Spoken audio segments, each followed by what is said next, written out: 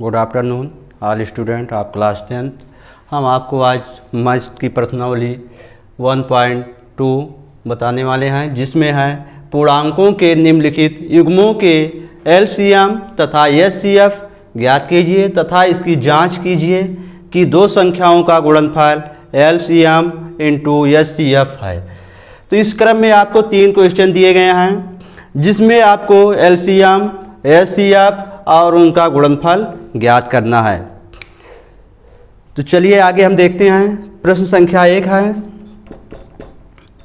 26 और 91। 26 और 91। तो सबसे पहले हम इनका गुणनखंड करेंगे। तो पहला है 26। 26 का हम गुणनखंड कर लेते हैं। तो ये सम संख्या है, हम देखते हैं 2 से डिवाइड है, 2 एकम 2, 2 तियाँ 6, फिर 13, 13 एकम 13। इस प्रकार 91 का हम गुणनखंड कर लेंगे। ये विषम संख्या है जो कि 2 से डिवाइड नहीं होगी, इसलिए हम इसको आगे देखते हैं। 3 से भी नहीं होगी, 4 से नहीं हो सकती, 5, फिर आगे 7 से होगी। किससे? 7 का हम करते हैं 7 एकम 7, 2 9, 2 बचा, आगे अलगी संख्या 1 है, 21 हो जाएगा, 7 त्रिक 21, आ गया 13। तो 13 अभाज्य संख्या है, स्वयं से ही डिवाइड होगी, 1 आया।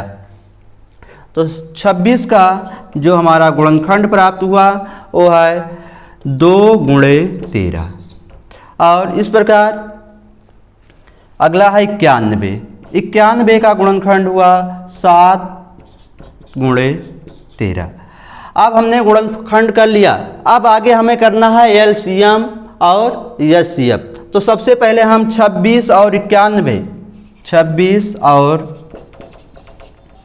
91 का एलसीएम, जिसको हम कहते हैं लासा, लिखते हैं। तो लासा में हमें सभी व्यंजक लिखने हैं। लासा में सभी संख्याएं लिखी जाएंगी। 2 गुणे 7 गुणे 13 ये हुआ। अब इसका हम गुणा करेंगे।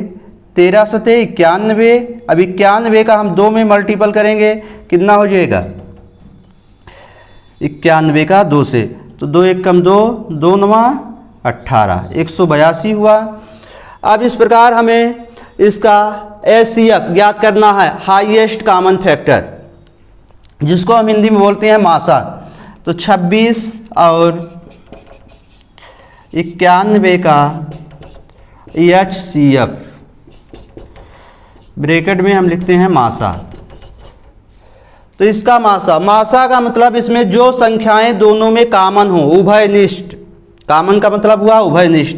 अब हम देखते हैं 26 का भी गुणनखंड हमें दिया गया है और 91 का भी गुणनखंड है। तब देखते हैं दोनों में कौन सी संख्याएं कॉमन है। तो यहाँ पर कॉमन संख्या है 13, कॉमन संख्या 13। अब हमें दोनों में कॉमन हुआ 13, तो इसका एचसीएफ 13 हुआ।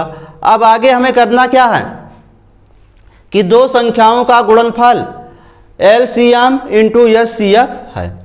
अब इसके बाद हम करते हैं दो संख्याओं का गुणनफल, और संख्याएं हैं कितना? 26 और 91।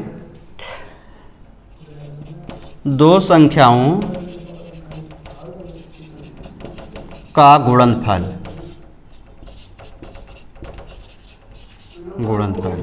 दो संख्याओं का गुणनफल। अब संख्याएं हैं कितना?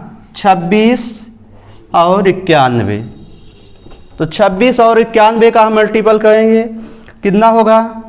26 गुणे 91, एक का पहाड़ा 6 में, 6 एकम 6, 2 एकम 2, फिर 9 से 9 छंग 54, 4 हासिल आया 5, 9 दूना 18, 18 5 23।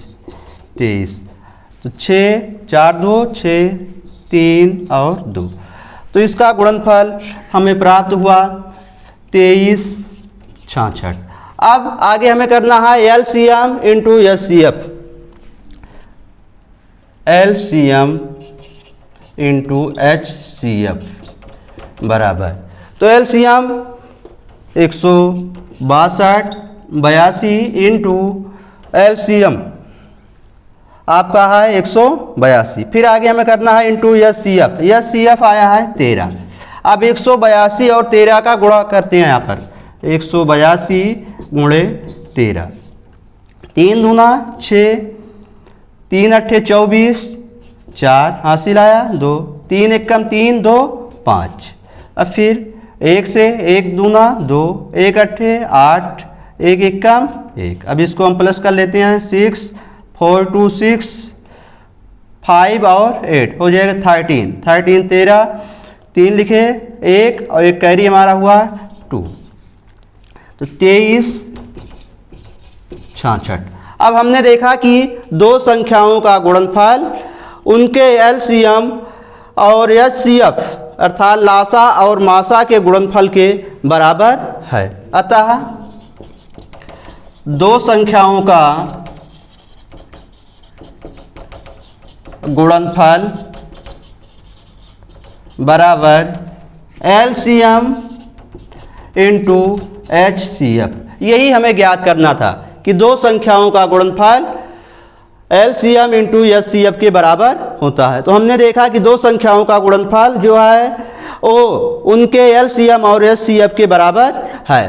तो इस प्रकार आगे हमें नेक्स्ट दोनों क्वेश्चन हल करना है। अगर आपको कहीं पर दिक्कत होती है तो आप इस नंबर पर कमेंट कर सकते हैं और अपनी समस्या को बता सकते हैं। अगला क्वेश्चन हम आपको अगले वीडियो में बताएंगे, प्रश्न संख्या 4। Thank you.